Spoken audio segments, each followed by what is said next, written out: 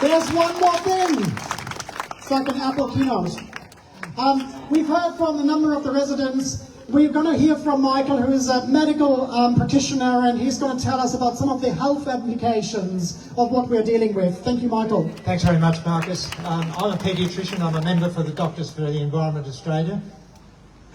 Noise harms human health. Plain noise harms human health. Yeah. Cardiovascular disease, hypertension, mental health issues and aggravates mental health illness. It disrupts and impacts on children's learning, and it obviously disturbs sleep, and that obviously has daytime effects. And on top of it all, there's that annoyance and frustration that impacts on well-being.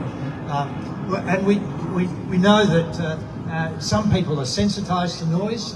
Some people are vulnerable to low levels of noise.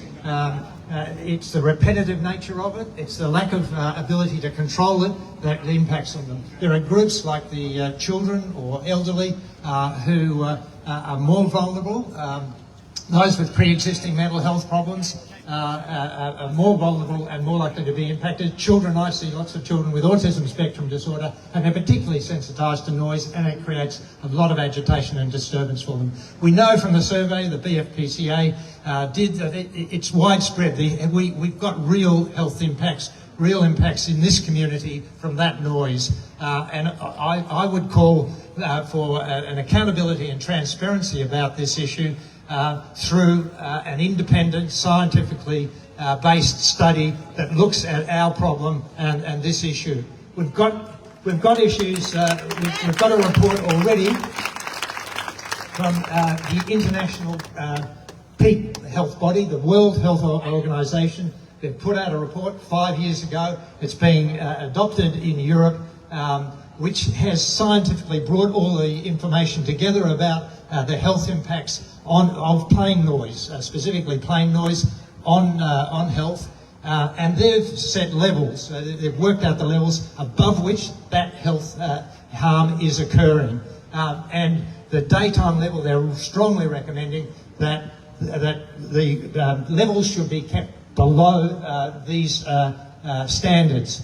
45 decibels during the day, and we've just heard the sort of levels we're getting. And at night, this is to avoid health impacts. So above that, it's impacting. And at night, 40 decibels to prevent sleep disturbance. So you can see the gap. Sue them. Hear, hear. So in Australia, here in Australia, we have the Public Health Association of Australia advocating strongly that government should act on noise and its health impacts. Yes. And I would call for government funding for that independent study to allow an independent and expert umpire to comment and guide this issue. So we need safety in the skies, but we need safety on the ground too, to avoid harming the health of you and the other people of Brisbane. Thank you.